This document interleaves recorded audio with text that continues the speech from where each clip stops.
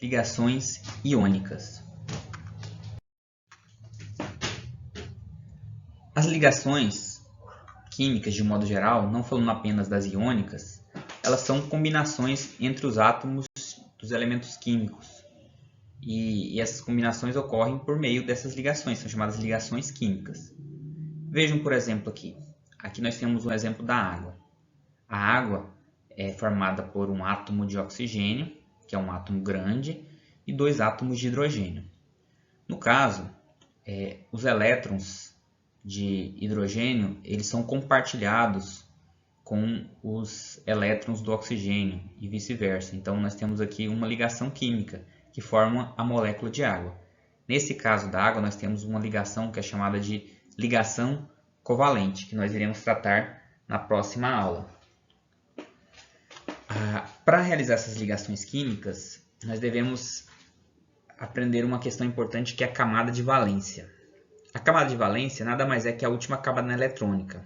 Lembre-se que nós falamos em algumas aulas anteriores que os átomos são formados por camadas que formam a eletrosfera, como vocês podem ver aqui e aqui. E a última camada é chamada de camada de valência. E ela é importantíssima para definir como que vai acontecer a ligação química. Tá? Por que isso?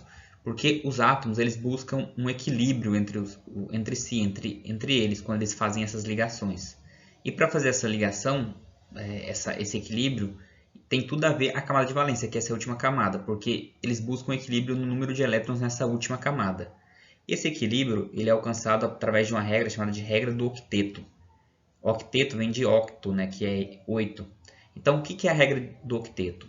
Diz que para o átomo buscar o equilíbrio, eles sempre buscam 8 elétrons na camada de valência. Em alguns casos, como no caso do hélio e do hidrogênio, eles buscam 2 elétrons. Então, essa é a regra do octeto. Veja bem, aqui nós temos um átomo de alumínio. O alumínio ele tem, se vocês contarem comigo, 2 elétrons na primeira camada, 1, 2, 3, 4, 5, 6, 7, 8 na segunda camada, 1, 2, 3 na última camada, que é a camada de valência. Então ele tem um total 3 elétrons, sendo 3 na camada de valência. Então, de acordo com a regra do octeto, o que esse átomo de alumínio vai fazer?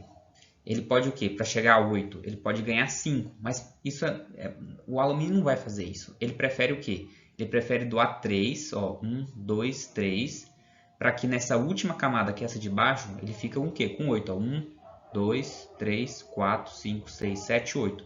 Então, no caso, o alumínio que prefere perder elétrons. Então, ele é um excelente doador de elétrons. Ele perde 3 e ele fica com 8 na última camada.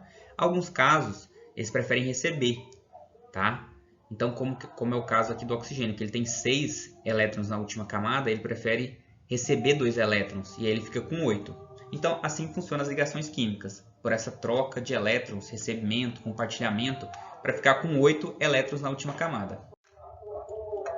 E aí, nós temos finalmente a ligação iônica, que é o primeiro tipo de ligação. Existem 3 tipos básicos de ligações químicas, que são as ligações iônicas, as ligações covalentes e as ligações metálicas. No caso da ligação iônica, ele tem esse nome porque ela é formada pela atração entre cátions e ânions. Lembrando que cátions são átomos que têm uma quantidade de elétrons, eles querem doar elétrons, e ânions querem receber elétrons. Então, eles se mantêm atraídos por causa que tem cargas elétricas de sinais contrários. Então, é um polo positivo e negativo, eles querem se atrair. Veja, como o caso aqui do cloreto de sódio, que é o NaCl. Na vem de sódio, Cl vem de cloro. E aí forma uma molécula, um composto iônico chamado de cloreto de sódio, que é um sal. Aliás, é o sal de cozinha. Tá? Então, como que forma esse cloreto de sódio? Forma da seguinte forma. O átomo de sódio ele tem 1 elétron na camada de valência, que é a última camada. E o átomo de cloro, ele tem 1, 2, 3, 4, 5, 6, 7. Tem 7. Então, olha só que perfeito. O sódio tem 1 a mais aqui, está sobrando. Ele quer doar esse elétron. E o cloro, ele tem 7, ele quer ganhar para ficar com 8. Aqui ele fica com 8 e aqui o sódio também fica com 8, nessa camada de baixo. Então os dois é como se fosse assim, nós dois saímos ganhando. Então o que o sódio faz? Ele doa esse elétron para o cloro, e aí quando ele faz isso, eles se ligam.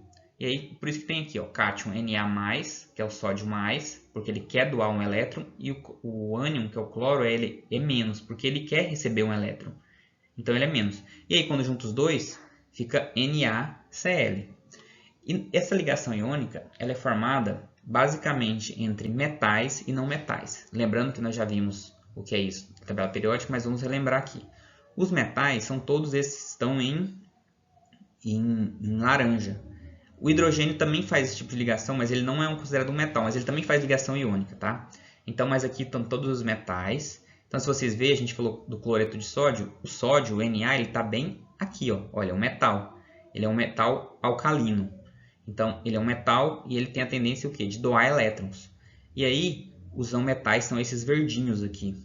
Então, esses verdinhos ele tem a tendência de receber elétrons.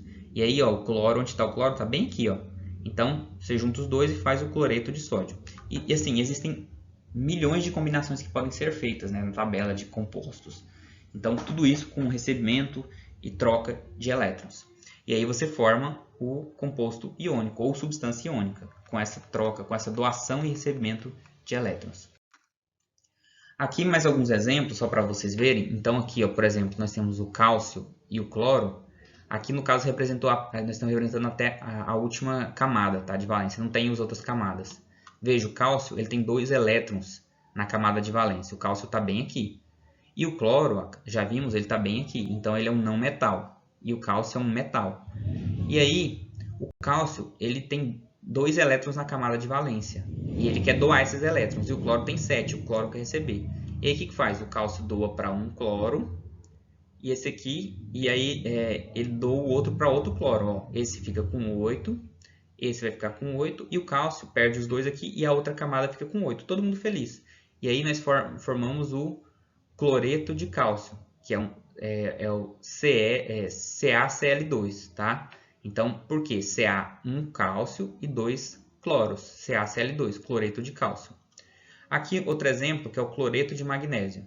O magnésio é a mesma coisa que a gente acabou de ver. Ele tem 2, ele quer doar. E o cloro tem 7. E aí ele doa, um para cada. E aí fica o cloreto de magnésio, MgCl2. Aí você pode perceber, ó, que aqui no caso é 2, porque são 2 cloros. E como que a gente pode fazer isso mais rápido? É o que a gente fala da regra cruzada. O Mg ele vai ser 2 mais aqui, ó, e o cloro é menos. Então você vai e pega a carga menos e joga para o magnésio aqui, ó, 1 menos. Aqui é menos porque é 1 menos. Porque ele quer 1 elétron, né? E aqui fica Mg1. Quando é 1, você não precisa representar. E aí o cloro é 2. E aí o 2 vem aqui para o Cl. Então fica MgCl2. Você faz a cruzamento de cargas, ó, MgCl2. A mesma coisa aqui, ó. Aqui nós temos o óxido de alumínio. O óxido de alumínio, ó, o Al é 3 mais, ele quer doar 3 elétrons. E o oxigênio é 2 menos, ele quer receber 2 elétrons. E em vez de você ficar fazendo isso aqui, ó, isso, você faz direto, cruza. O 3 vem para cá e o 2 vem para cá. E aí fica Al2O3, que é o óxido de alumínio.